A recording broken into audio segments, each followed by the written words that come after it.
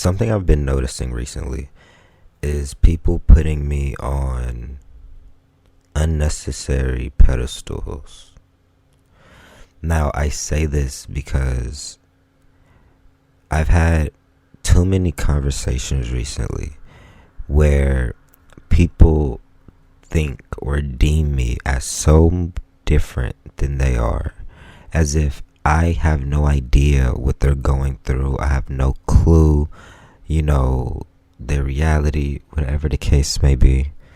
And then when they actually sit and have a real conversation with me, they learn that I go through the same shit everybody else goes through on a day-to-day basis. However, I just don't show it in the way that most people would, and they perceive it as perfect when it's far from the truth. The only reason I'm able to speak on certain things and have the confidence to say it out loud is because I had to go through it. I wouldn't speak on creativity if I wasn't a creative. I wouldn't speak on love if I wasn't a person who loved extremely and has also been broken extremely by love.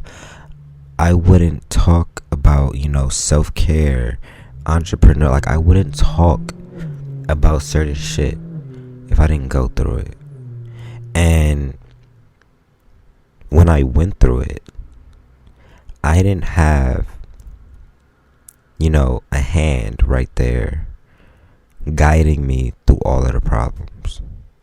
A lot of things I had to really sit down and figure out and piece up information from the various different places I could get it from to come to a final conclusion for myself. And I don't want other people to have to go through a dark tunnel that I've already walked through. If I can get people to understand that, not even if, when I get people to understand that, it's going to bring so much ease, not even ease, but peace to this. And it's weird too, because I get called, weird, corny, all this other type of bullshit, right? Which is okay, because, I can see their perspective on why they would think it's weird or corny. But I've noticed I always end up around individuals who need to hear what I say. Whether they like it or not, whether they agree, whether they feel as if I'm talking out my ass, whether I'm triggering the fuck out of you. Literally right now as I'm speaking, I was meant to trigger the fuck out of you. And it's caused me to disconnect from so many ways, because naturally I'm very emotional, very loving, and naturally I want to include my very loving and sensitive nature into everything I do. But content creation is somewhat forcing me to remove my emotions from it, to serve the purpose, say what I need to say, do what I need to do, get it out there, and then forget about it. I can't have an emotional connection to it at all, because the world is too judgmental. The moment you start doing something on social media or the internet, you have to release all type of care of what the world thinks, because you're going to open yourself up to so much judgment that it's insane. And with enough bad criticism, if you don't have a proper foundation, that causes a lot of people to silence themselves. A lot of people want to be on social media. A lot of people want to be influencers, YouTubers, whatever the case may be, just really be in the spotlight. But they've had an experience where the internet has just bullied them. And something that they were doing that would have literally brought them fulfillment was stopped based upon the egotistical society. And that's something I'm learning. I can put out this video and really put out my heart into a piece of content, hoping that it betters somebody else, and then everybody laughs at it.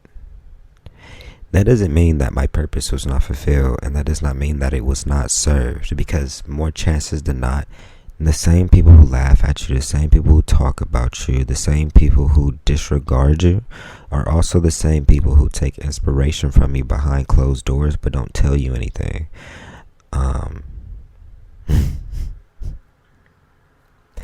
And that's why it's kind of like a battle with yourself, because when you're following in purpose, a lot of the times people either aren't going to understand you, they aren't going to care, or they're going to purposely try putting you down. And especially once you start making some type of progression in whatever you're doing, the amount of critics you get is also going to go up. And that pressure, let alone, is put there purposely to prevent you from continuously climbing the ranks. It's like climbing Mount Everest. The higher you go, the less oxygen you're going to have. That's on purpose. You need to get your ass back down to where you can breathe. But if you can deal with the comfortability of not having as much oxygen at a higher altitude, you will eventually fight your way to the top and be able to get your way back out to the bottom. But if you were climbing Mount Everest and the moment you realized there was a little bit less oxygen, you turned around, you would have never been able to get to the top of Mount Everest, because every step up, you were going to get less oxygen. And and that's why I think I'm kind of done giving people advice. I don't think I want to take on the responsibility of fixing the people who are also trying to destroy me.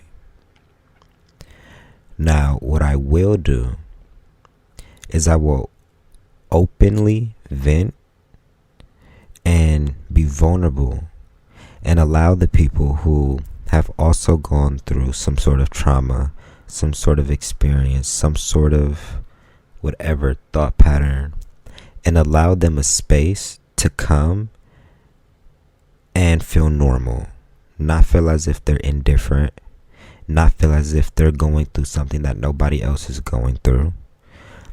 I'm literally going to put myself on the table so whoever it is can see.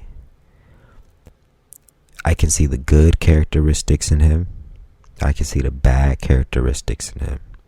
I can see all of his failures, and I can see all of his success. And through you seeing me put myself out there in the most authentic, vulnerable way possible, you pick up the little gems and the little things that I did that may help me, may help you too. Or you may see my fuck ups and learn from my fuck ups. It ties back to what I said at the beginning of the video. If I've walked through the tunnel, I don't want you to have to walk through it again. Skip it. I'm showing you what's inside of it. Don't waste your time in the tunnel. Go to the next one. And let's continue evolving. I know I'm not going to be the one who gatekeeps. I'm still not like that. Gatekeeping's not in my blood. I don't do that. I don't know. I guess, just as I get older, it's humbling me in a weird way. And I don't like that word. So the fact that I'm using it is saying a lot. For instance, my birthday, right? I spent my birthday by myself, right? I spent my birthday giving to others, doing for others, and didn't really get celebrated. That was a humbling moment right there. But then in the midst of me forcing myself to do homework and, just sitting there in my solitude, I realized how blessed I was to even be able to have the free time to do what I was doing that day. It showed me how blessed I was to be sitting in the car I have. How blessed I am to have the connections I have, to have the opportunities I have, to have the bloodline I have. I'm soaked in blessings. So I don't really give a fuck about me being by myself. But it was very humbling because it was like, damn, I'm by myself. I did all of this. I've built all of this. I've grown. I've, purposely killed the toxic and bad sides of myself to still be by myself. That's a very big eye-opener. When you're working on yourself for other people and then you do it and they still don't accept you, it's like, interesting. Well, I can't complain because I'm here now. So, I guess you were just fuel.